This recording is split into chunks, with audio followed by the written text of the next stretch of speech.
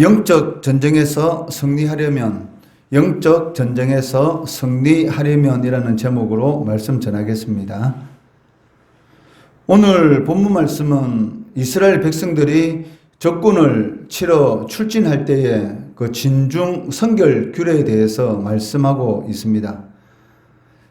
이러한 본문 말씀을 보시면 하나님께서는 평상시보다는 문란해지기 쉬운 전쟁터에서 오히려 하나님의 백성들이 더 성결할 것을 요구하고 계신다는 것을 알 수가 있습니다. 왜냐하면 이스라엘 백성들에게 있어서 대적과 싸워 이기기 위해서는 반드시 거룩한 삶을 살아야 하는 것이고, 이스라엘 백성들이 구별된 거룩한 삶을 살아갈 때만이 하나님께서 함께 하시기 때문입니다. 오늘 이 본문 말씀에는 전쟁 중에 이스라엘 백성들이 이 대변을 볼 때라는 그러한 내용이 기록되어 있는데, 어떻게 보면 사소하고 일상적인 부분입니다. 그런데도 불구하고 이러한 내용까지 성경에 기록된 그 이유가 무엇이겠습니까? 그만큼 하나님께서는 이스라엘 백성들이 이 거룩한, 즉 구별된 하나님의 함께 하심의 은혜가 없이는 살아갈 수 없다라는 것을 보여주기 위한 그런 내용인 것을 우리가 알 수가 있다는 것이죠. 이러한 본문 말씀을 통해서 하나님께서 우리에게 주시는 영적 교훈을 살펴보도록 하겠습니다. 첫째는 영적으로 성결한 자가 영적 전쟁에서 승리할 수 있다는 것입니다. 9절 말씀해 보시면, 내가 적군을 치러 출진할 때에 모든 악한 일을 스스로 상갈지니라고 말씀하고 계십니다. 이는 전쟁 중에 먼저 성결해야 한다라는 것을 강조하는 그러한 말씀입니다. 여기에는 분명한 이유가 있습니다. 이스라엘 백성들이 적군과의 전쟁에서 승리하는데 가장 필요한 것이 무엇이었습니까? 무기도 아니고 어떠한 인간의 전술과 전략이 아니라 하나님께서 함께 하시느냐, 하나님께서 함께 하지 않느냐에 따라서 이스라엘 백성들의 전쟁은 성패가 났기 때문입니다. 하나님께서 함께 하시면 아무리 이스라엘 백성들이 오합지졸 그러한 군대의 모습을 지니고 있다 할지라도 적군과의 전쟁에서 승리할 수가 있었고, 반대로 많은 이 군사의 숫자를 보유하고 있고 막강한 그런 무기를 가지고 있다 할지라도 하나님께서 함께 하시지 않으니까 적군과의 전쟁에서 이스라엘 백성들은 패했다는 것이죠. 14절 말씀해 보시면, 이는 내 하나님 여호와께서 너를 구원하시고 적군을 내게 넘기시려고 내 진영 중에 행하심이라 라고 말씀하고 계십니다. 하나님께서 이스라엘 백성들의 진영 중에 행하실 때에 이스라엘 백성들이 구원을 받고 적군과의 전쟁에서 승리할 수 있다는 것이죠. 이것은 다윗이 골리앗과의 전쟁에서도 하는 그런 고백을 통해서도 우리가 알 수가 있습니다. 전쟁은 여호와께 속한 것이니라고 선포하면서 이 다윗이 골리앗과의 전쟁에 나아가는 것을 볼 수가 있는 것이죠. 하나님이 함께 하시느냐, 하나님이 함께 하지 않느냐에 따라서 이스라엘 백성들의 이 전쟁의 승패는 좌우되었다는 것을 알 수가 있습니다. 골리앗과의 이 전쟁 가운데서, 즉 블레셋과의 전쟁 가운데서 다윗 외에 많은 용사들이 있습니다. 그런데도 불구하고 이 골리앗이 이 상대편 이 블레셋의 대표로 나와서 이스라엘 군인과 싸움을 청할 때에 많은 이스라엘 군사들이 두려워서 떨고 있었습니다. 그 이유가 무엇입니까? 그러니까 궁극적으로는 자신들과 하나님이 함께 하신다라는 그러한 이런 믿음의 확신이 없었다는 것이죠. 그렇지만 다윗은 하나님이 자신과 함께 하신다라는 그런 철저한 믿음이 있었기 때문에 하나님의 이름을 더럽히는 저런 자와 내가 싸우더라도 물론 외적인 환경은 이길 수 없는 그런 상황입니다. 그렇지만 자신이 싸우는 것이 아니라 하나님께서 싸우신다라는 그런, 하나님이 나와 함께 하신다라는 그런 믿음이 있었기 때문에 이 전쟁은 여호와께 속한 것이고 너는 칼과 창으로 나와 싸우기 위해서 나오지만 나는 여호와의 이름을 붙들고 나간다라고 담대하게 선포할 수 있었고 그 전쟁에서 승리할 수 있었던 것을 우리는 볼 수가 있었습니다. 그렇기 때문에 하나님의 백성들이 전쟁에서 승리할 수 있는 그 요건은 무엇이겠습니까? 바로 하나님이 함께 하시느냐, 하나님께서 함께 하지 않느냐에 따라서 전쟁의 승패는 결정된다라고 할 수가 있다는 것입니다. 이것은 오늘날 그 사탄과의 영적 전쟁 중에 있는 우리 성도들에게도 그대로 적용되는 것입니다. 우리가 사탄과의 이 치열한 영적 전쟁에서 승리하기 위해서 반드시 필요한 것은 하나님이 우리와 함께 하시도록 하는 것이죠. 그럴 때에 우리가 이 사탄과의 영적 전쟁에서 마귀를 대적할 때에 사단이 도망가는 그러한 역사가 우리의 삶 가운데 일어날 수가 있다는 것입니다. 그런데도 불구하고 우리가 영적으로 성결하지 못하다면, 즉 하나님께서 함께 하실 수 없는 그러한 삶을 우리가 살아가고 있다면 우리는 하나님 앞에서 불의한 자가 될 것이고 결국은 이 사단과의 영적 전쟁에서 패배를 당하게 되고 사단의 종이 될 수밖에 없는, 즉 사단의 지배 아래에 떨어질 수밖에 없는 그러한 삶을 살아갈 수밖에 없다는 것입니다. 이것은 사울 왕을 봐도 우리가 알 수가 있습니다. 사무엘상 16장 14절 말씀해 보시면 여호와의 영이 사울에게서 떠나고 여호와께서 부리시는 악령이 그를 번뇌하게 한지라 라고 기록하고 있습니다. 이 성령이 떠나고 악령이 사울에게 임하게 됨으로 인해서 사울 왕에게 나타나는 그 정상이 무엇이었습니까? 자신 주위에 있는 아무도 믿을 수 없는 그러한 이런 의심병, 그런 것이 끊임없이 나타나게 되었던 것이죠. 항상 불안하고 두려움에 떨 수밖에 없는, 자신의 가장 믿을 수 있는 사위마저도 믿을 수 없는, 그렇게 충성스럽게 전쟁에서 목숨을 걸고 승리를 안겨주는 이 다윗도 자신의 왕위를 노리는 것 같은 그런 두려움이 끊임없이 그 마음속에 밀려 들어오기 시작했다는 것입니다.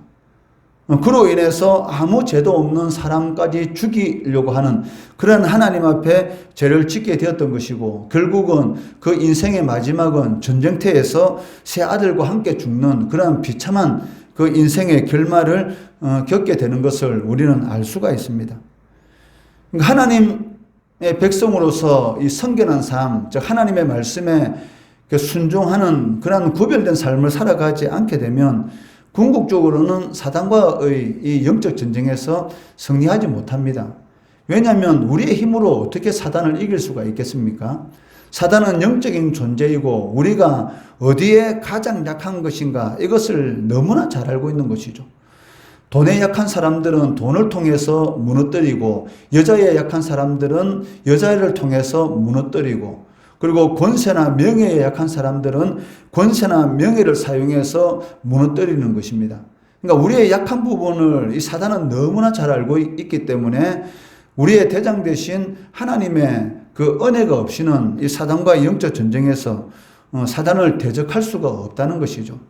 그렇기 때문에 하나님의 백성이라면 반드시 이 말씀에 순종하는 그런 성결한 삶을 살아갈 때에 하나님께서 함께 하실 수 있는 것이고 그럴 때에 이 사단과의 이 전쟁에서 즉 사단의 시험에서 이길 수가 있다는 것입니다. 그 요셉은 항상 하나님 앞에서의 삶을 살아간 사람입니다. 그렇기 때문에 보디발의 아내가 아무도 없는 그러한 그 환경 가운데서 요셉을 유혹할 때에 요셉이 뭐라고 말을 하고 있습니까? 사람은 보지 않는다 할지라도 하나님께서는 보고 계시다는 것이죠. 이것이 바로 성결된 삶입니다. 그러한 삶을 요셉이 살았기 때문에 하나님의 함께 하심의 역사가 이 보디발의 눈에도 보이는 것이고 그리고 감옥에 갇혔을 때에 간수장의 눈에도 보였던 것이죠. 그를 통해서 하나님께서 요셉을 이 애굽의 총리로 세우시는 것을 우리는 알 수가 있습니다. 그렇기 때문에 성도의 삶에서의 이 승리의 비결은 무엇입니까?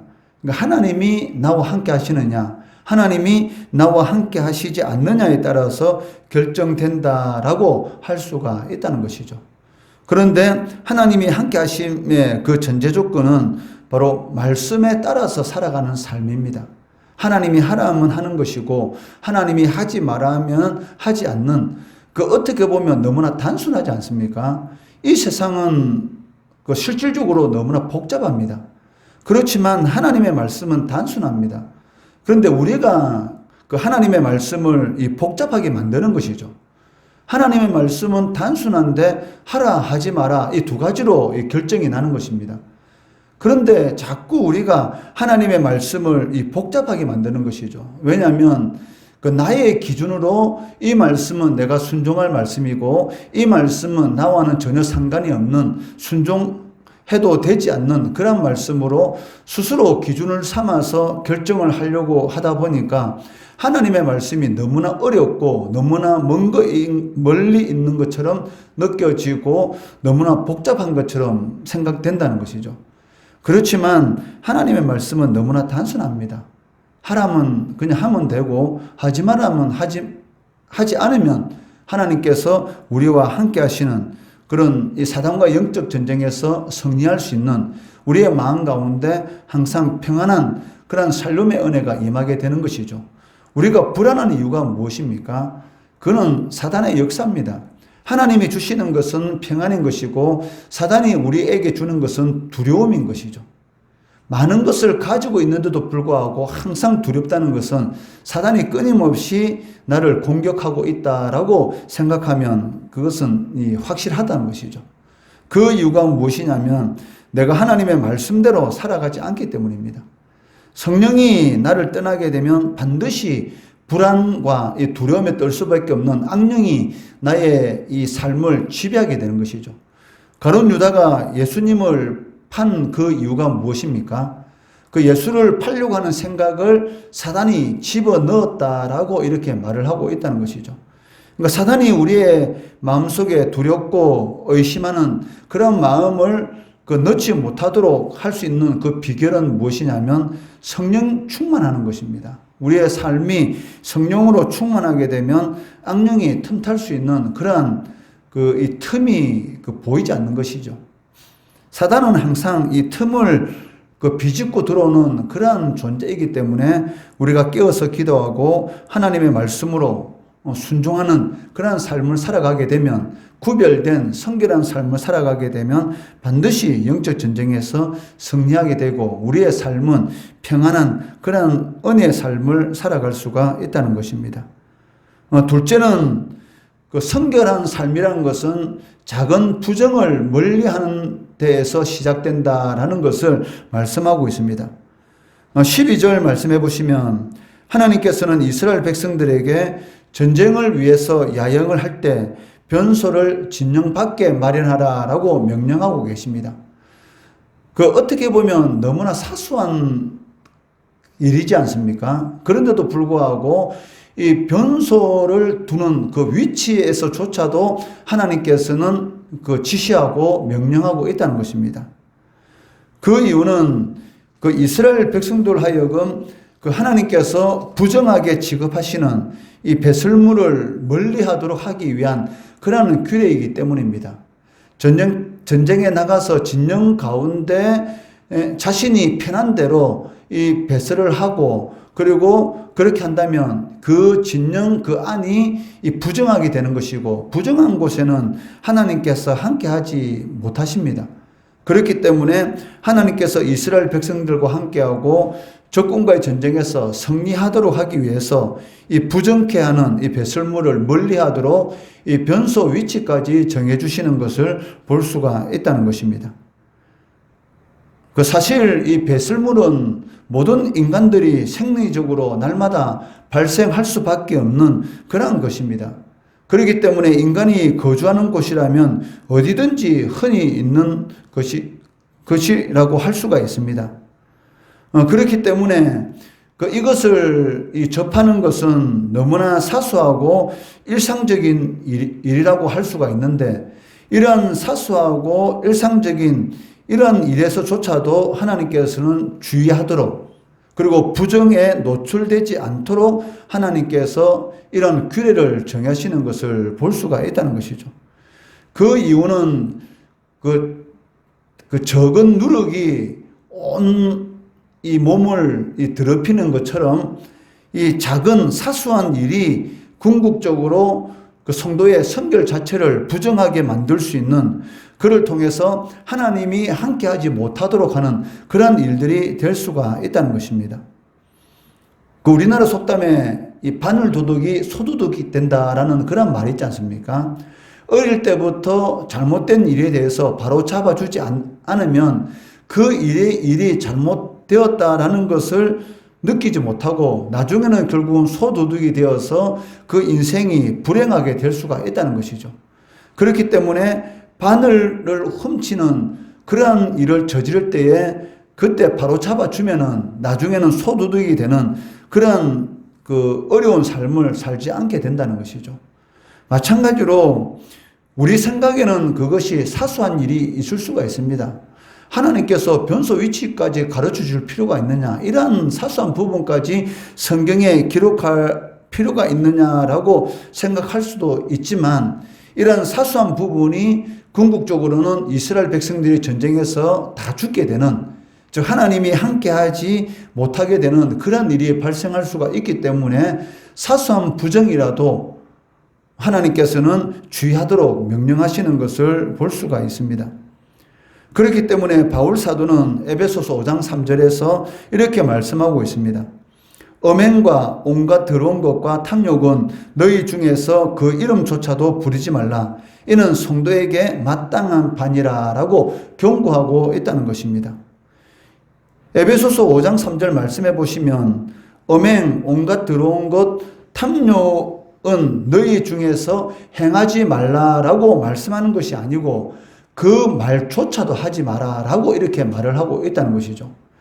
왜 하나님께서 사도 바울을 통해서 이러한 일을 행하지 말라라고 말씀하지 않고 그 이름조차도 입에 올리지 말라라고 명령하시는 그 이유가 무엇입니까? 그 이름을 자꾸 올리다 보면 반드시 행하게 되는 그런 일이 발생할 수 있기 때문인 것이죠. 이 말이라는 것은 어마어마한 능력이 있기 때문에 말을 자꾸, 부정적인 말을 자꾸 하다 보면 그 인생이 부정적인 부분으로 이렇게 흐를 수가 있습니다. 그리고 하지 말아야 할 일인데도 불구하고 자꾸 입에 놀리다 보면 실질적으로 그 일을 하는 그러한 경우가 많다는 것이죠. 우리가 그 사람의 됨됨이를 알기 위해서는 그 친구를 보면 알 수 있다라는 그런 말이 있지 않습니까? 왜냐하면 그 질이 좋지 않은 친구들과 자꾸 어울리다 보면 자신도 모르는 사이에 그 일을 행하게 되는 것이죠. 질이 좋지 않은 친구들과 어울리다 보면 이런 좋지 않은 말을 자꾸 행하게 될 것이고, 그리고 다른 사람을 상하게 만드는 그런 일에 대해서도 아무렇지 않게 이야기하다 보면 어느 순간인가 그 일을 자신이 행하고 있다는 것이죠. 마찬가지로 아무것도 아닌 일상적인 일이지만 우리가 사소한 부분을 자꾸 용납하다 보면 그것이 어떻게 되겠습니까? 결국은 습관화되는 것이고 그 인생을 파멸하게 되는 그런 일이 일어날 수가 있다는 것이죠.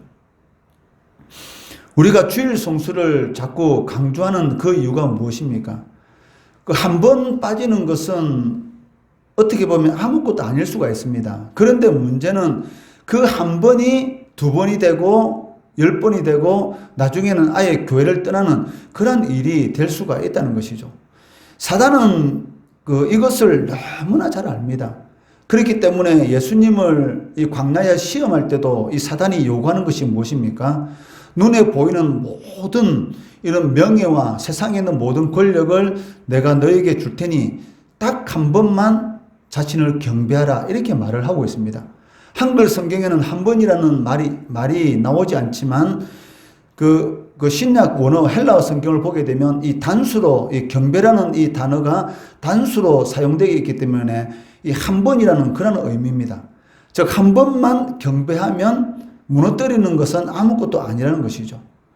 마찬가지로 성도가 하나님이 하지 않는 그런 일을 단 한 번만 행하게 되면 그 한 번은 아무것도 아닌 것처럼 보이지만 그 한 번을 통해서 사단의 역사가 일어나게 되는 것이죠. 그렇기 때문에 어떻게 하든지 하나님이 싫어하는 것은 하지 말아야 하는 것이고 하나님이 기뻐하는 것은 해야 되는 것이죠. 그래서 바울 사도는 성도에 마땅한 도리가 있는데 그것이 무엇이냐면 하나님이 기뻐하지 않는 것은 입에 올리는 것조차도 하지 마라. 왜? 입에 올리는 것 어떻게 보면 아무것도 아니다라고 생각할 수도 있겠지만 그 아무것도 아닌 것이 결국은 인생을 파괴하는, 하나님을 떠나게 만드는, 하나님의 은혜의 자리에서 떠나게 되는 그런 이런 틈이 될 수가 있기 때문에 경고하고 있는 것을 볼 수가 있다는 것이죠.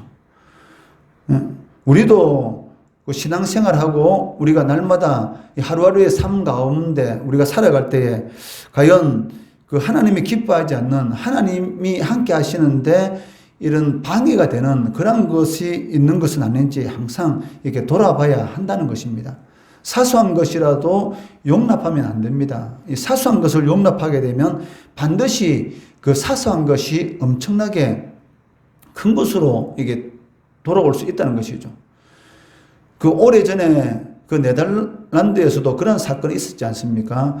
그 네덜란드 그 지역은 그 해면보다 이 육지가 좀 낮기 때문에 이 많은 그런 이런 담들을 통해서 이 바닷물을 막아놓은 그런 경우가 있는데 이 바늘 구멍만한 그런 구멍에서 이 바닷물이 육지로 들어오는 것을 보고 어떤 소년이 그 구멍을 막아놓기 때문에 이 육지가 물에